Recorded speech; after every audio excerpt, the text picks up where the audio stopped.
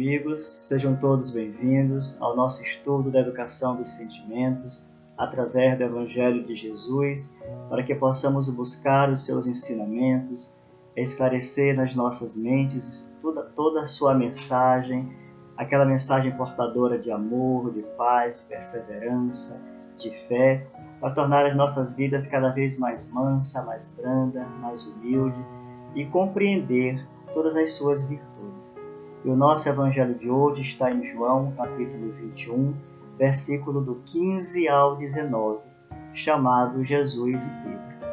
Então nós vamos fazer a leitura para que a gente possa se situar nessa passagem, neste momento tão espetacular de Jesus e Pedro, para a gente compreender quais serão as orientações de Jesus a partir daquele momento. E diz o Evangelho: assim que comeram, Jesus diz a Simão Pedro: Simão, filho de João, tu me amas mais que a estes? Ele lhe diz: sim, Senhor, tu sabes que te amo. Jesus diz a ele: alimenta os meus cordeiros. Novamente ele lhe diz pela segunda vez: Simão, filho de João, tu me amas?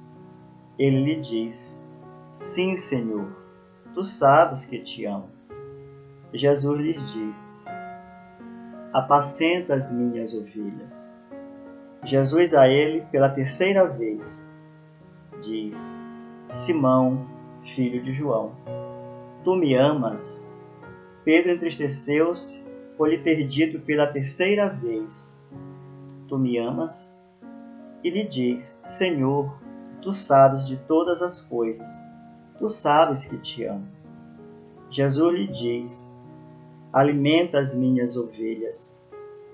Amém, amém te digo, quando eras jovem, cingias a ti mesmo e andavas onde querias. Quando envelheceres, estenderás as tuas mãos e outro te cingirá e te levará aonde não queres.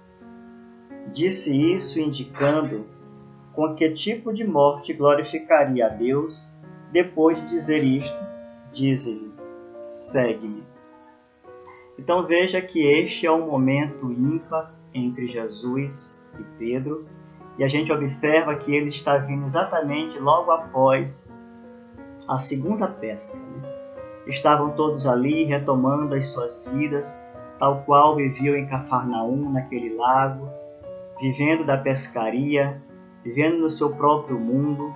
E ali, mais uma vez, naquela pesca que eles não encontram nenhum peixe, aparece aquele homem à beira-mar e pede comida àquelas criancinhas, né? Que esse é o termo que Jesus usa quando pergunta: criancinhas, tendes algo para comer? E eles dizem que não, porque não pescaram nada. E mais uma vez Jesus pede a eles: jogue a rede para a direita. E eles fazem isso e conseguem pescar. Nisso que Jesus pronuncia essas palavras, o João o reconhece e grita: é o Senhor. E o Pedro, nesse momento, quase nu, ele veste as suas vestes externas e sai a nado ao encontro de Jesus. E é com essa felicidade imensa, Jesus faz mais uma ceia com eles. Os outros vêm logo em seguida, os encontram, e ali, diante de uma fogueira, fritando os peixes, Jesus mais uma vez os acolhe, faz uma ceia de acolhimento, de amor, trazendo-os para o seu banquete. E ali que vêm as perguntas mais importantes de todo o Evangelho. Sabemos que todo o Evangelho é cheio de informações, de orientações, de confissões, mas essa em particular traria o futuro do que seria a Igreja de Jesus. Aquela pedra que ele havia encontrado lá no lago de Cafarnaum, aquele homem pescador rude que ele foi lapidando aos poucos e passara a chamá-lo de pedra, porque seria a pedra que construiria a sua igreja, porque esse era o propósito de Deus, esse era o propósito de Jesus, Essa era a missão de Pedro, construir essa igreja. Mas era necessário perceber até onde ia o sentimento de Pedro com Jesus, até onde iria a sua vontade realmente de servir a Deus. E Jesus pergunta a ele 3 vezes: Pedro, tu me amas? E é interessante que parece redundante as perguntas de Jesus. Ao Pedro soa que ele talvez não o conhecesse o suficiente. E Pedro se entristece com isso, porque a cada pergunta de Jesus, ele reforça que o ama, e ele se entristece porque parece que o Jesus não consegue ouvi-lo, mas ainda assim ele repete. E aí a gente vê lembrar das negações de Pedro. Pedro o negou 3 vezes. E quando disse isso, quando Jesus lembrou-lhe, né, fez a previsão de que ele faria estas negativas, o Pedro disse que jamais faria aquilo, porque seguiria ele onde ele quer que fosse. E Jesus, como todos sabem, como conhece toda a nossa vida, diz: antes que o galo cante 3 vezes, tu me negarás. E assim aconteceu. Então, quando Jesus vem perguntar a ele 3 vezes se ele o ama, ele vem trazer para a gente quantas vezes nós errarmos, quantas vezes ele vai nos perdoar. São as chances, as oportunidades que nós recebemos como misericórdia divina para apagar os nossos erros. Jesus prova aqui que ele nos dá chance sempre, que ele compreende os nossos erros. Vejam que eles o chamaram de criancinha quando estava ali à beira do mar, pescando. Jesus vem nos traduzir que nós ainda estamos na nossa infância espiritual, porque ainda erramos, porque ainda não o conhecemos plenamente. E esse tratar de Jesus com os apóstolos, naquele momento, revela esse carinho, esse amor, esse desejo imenso que ele tem de nos perdoar sempre, para que a gente possa estar voltando a tentar novamente. Para que a gente não volte a ficar preso nos erros e não sair dele, e não buscar Jesus. Se a gente realmente o ama, precisamos segui-lo. Por isso Jesus faz a pergunta: Pedro, tu me amas?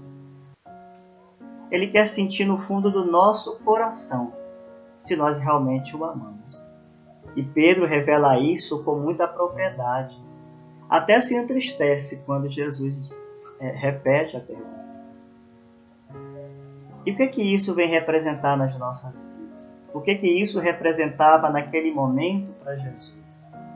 Quando Jesus realmente faz o perdão de todas as negativas que Pedro faz em relação a ele, que nós já conhecemos em outros estudos, Jesus sedimenta ali e sela. Pedro, a partir daquele momento, já de ter superado todos os seus erros, Jesus faz o seu pedido. Apacenta as minhas ovelhas, diz Jesus. E nas nossas vidas, nós também somos um pouco do Pedro, quando a gente está próximo de Jesus, quando nós queremos lhe pedir alguma coisa, estamos nas nossas rogativas, nos nossos petitórios, e que às vezes isso se demora para acontecer, e Jesus está ali ao nosso lado perguntando a nós: tu me amas? E a gente está naquela expectativa, naquela ansiedade de resolver tal problema, de obter tal pedido, e a gente não escuta, e isso se demora, porque Jesus está ali ao nosso lado nos perguntando: tu me amas realmente? Jesus está ali querendo saber se é daquilo mesmo que precisamos, se é isso mesmo que nos trará felicidade. Jesus quer sentir no fundo do nosso coração se nós estamos certos do que estamos querendo, do nosso propósito. E ele está ali o tempo todo perguntando e a gente não consegue ouvir a sua voz mansa, branda, tal qual ele perguntou a Pedro: tu me amas?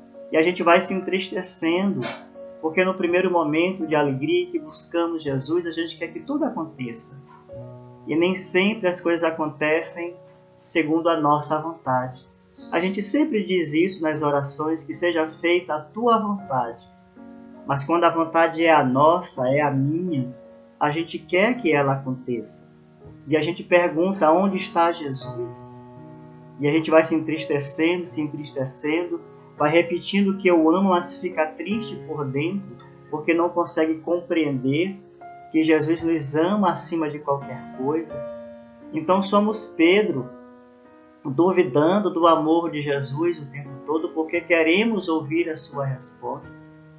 E Jesus está ali nos dando a oportunidade de sentir a nós mesmos, né? A sentir a sua presença constante em nossas vidas. Jesus nunca nos abandona, está sempre ao nosso lado, mas é necessário a nossa compreensão.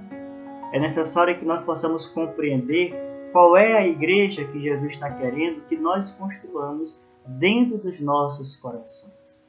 Pedro é esta pedra que foi lapidada por Jesus, um pescador rude, mas cheio de vontade. E é ele quem vai construir essa igreja de Jesus. Tanto que ele vem dizer, né? Disse, quando era jovem, tu cingias a ti mesmo, fazia o que bem queria. Mas na tua velhice outro te cingirá as mãos. Ele diz isso indicando qual será a morte de Pedro, como será a morte de Pedro. E nós conhecemos que Pedro também foi morto, crucificado. Mas ele, sabendo disso e sabendo-se menor que Jesus, ele diz que ele não merece nem a mesma forma da morte de Jesus. E ele pede para que a sua cruz seja colocada inversa, tal qual ele foi martirizado. Sabemos que Pedro foi crucificado e a sua cruz foi colocada de forma inversa. Ele queria ver o céu, ele queria ver chegar Jesus a buscá-lo, depois de toda a sua obra tendo sido concluída. E assim aconteceu. Jesus estava ali fazendo a premonição de como seria a morte de Pedro. Mas eles não conseguiam compreender algumas das palavras, algumas das profecias que Jesus trazia e trouxe dentro de todo o seu evangelho. Enfim, essa é a parte que nos toca nesse evangelho. Mas a gente precisa lembrar um pouco também, fazer uma comparação. O que Jesus pedia a Pedro nesse momento e o que Deus pedia a Moisés lá atrás. Moisés subiu ao monte, deixou o seu rebanho lá embaixo e foi buscar as orientações do Pai, foi buscar as orientações de Deus. Aquilo que seria a condução das suas ovelhas, aquelas orientações que fariam com que eles se mantivessem na linha reta, confiante o tempo todo em Deus, porque Deus havia prometido a terra prometida a todos eles. E eles estavam ali buscando tudo isso, guiados por Moisés. Então Moisés sobe o monte, recebe as orientações de Deus, traz para todos eles. Porque aquelas orientações de Deus eram orientações para apacentar aquelas ovelhas que estavam se entristecendo, que não estavam perdendo a sua fé e precisavam retomar o seu norte. E mais uma vez aqui Jesus vem e chama a Pedro e entrega-lhes a orientação de construir a sua igreja. Aquela igreja que faria a transformação, a igreja da verdade. Quando Jesus pergunta e põe em choque o seu amor, o amor de Pedro junto a ele, ele está dizendo, é esse amor que tu terás toda a certeza do mundo que tu vais pregar no meu lugar a partir de agora. E ele compreende a lição. Ele já compreendera desde as suas negativas. Porque ele vem lembrar a todos nós que nós somos muito mais frágeis nas nossas ações, nas nossas atitudes, do que elas são intencionais. Nós não agimos pelo simples propósito de não querer, de não aceitar. É a nossa maturidade espiritual que não alcançou ainda a sublimidade daquilo que Jesus nos trouxe. Então, quando Pedro nega a Jesus, ele não está ali desconhecendo Jesus, mas a sua fragilidade emocional, mas a sua fragilidade em relação ao desconhecimento do mundo e dos próprios desígnios de Deus, o faz negar. A sua negação não exclui do seu coração o sentimento que ele tem por Jesus. Por isso Jesus o perdoa. Por isso Jesus o chama de crianças, porque nós amamos Jesus, mas estamos trilhando por caminhos escabrosos. Então, estamos trilhando esses caminhos porque a gente ainda não tem aquela fé sustentada em Jesus, em Deus. Ainda não somos essa pedra tal qual foi Pedro. Então precisamos ainda passar por todas essas oportunidades de crescimento, por todas essas dores, tal qual passaram os apóstolos. E Jesus fala isso a todos eles, né? Ele diz apenas que um deles não passará pela morte, que é o João. Mas o que é esse não passar pela morte que ele coloca? Ele reserva ao apóstolo amado talvez a vida mais serena, mais tranquila, mas também de dedicação. Ele nos traz os exemplos que eu posso pregar Jesus na dor, que eu posso pregar Jesus no amor. São as duas situações que nós vamos estar, hora ou outra. Se eu estou de bem com a vida, se eu estou João, que eu possa pregar Jesus. Se eu estou na dor, se eu estou no sofrimento como Pedro, que eu possa também pregar Jesus. Não importa o trabalho que eu faço. Não importa o sentimento que está no meu coração, mas o que importa é como eu desenvolvo tudo isso para a minha felicidade, para obter a minha redenção, para obter o meu crescimento moral, para obter o entendimento profundo do que é amar o próximo como a si mesmo. Se a gente fosse reportar lá para o início da história, lá de onde Jesus estava recrutando todo o seu apostolado, quando ele passou por Jerusalém, ainda sozinho, e o Anás, um dos sacerdotes do templo, o encontrou, e magnetizado pela sua formosura, pela sua presença que imprimia essa autoridade, o Anás buscou Jesus para conversar e queria saber quem era aquele peregrino, o que ele fazia ali em Jerusalém. E Jesus disse para ele uma resposta muito interessante, quando ele fala: eu vim implantar o reino dos céus nos corações dos homens. E Anás, surpreso, porque ele é sacerdote, representante de Deus na terra, e pergunta: mas o reino de Deus nas tuas mãos, com quem pensa contar para fazer esse projeto, essa tua ideia? Quem são teus seguidores? Anás perguntava a ele. E Jesus dizia a ele que os seguidores hão de chegar de todos os lugares. Somos nós hoje, saindo de onde nós estamos, para ir pregar o Evangelho de Jesus, para ir pregar o seu reino nos corações dos homens. E aí o Anás responde para Jesus: os tolos estão por toda parte, assim como os ignorantes. E ele pergunta mais para Jesus: eu não conheço nenhuma estátua modelada pela lâmina. E Jesus responde para ele: nenhum mármore é mais sensível do que o sentimento. E nenhum cinzel é melhor para a modelagem do que o da boa vontade. Então Jesus retruca para ele exatamente dois instrumentos: o do sentimento, que precisa ser burilado, e o da boa vontade. E aí a gente vem observar que Pedro reúne essas duas condições. O do sentimento, que embora muito ainda torto, ainda muito rude, ele tinha a boa vontade dentro dele. Ele tinha vontade de servir ao Mestre. E Jesus acreditou nisso, assim como acredita em cada um de nós, que somos pedras ainda em processo de transformação. E interessante que o Anás pergunta mais ainda, né, para ele: conhece Atenas? E ele responde para Jesus que ele conhece a vontade do Pai. Vejam que o Anás tenta o tempo todo trazer para ele instrumentos que foram utilizados por eles, os sacerdotes, os romanos, né, que precisam de homens, precisam de leis. Ele pergunta se Jesus conhece as leis do templo. E Jesus diz que conhece as leis de Deus.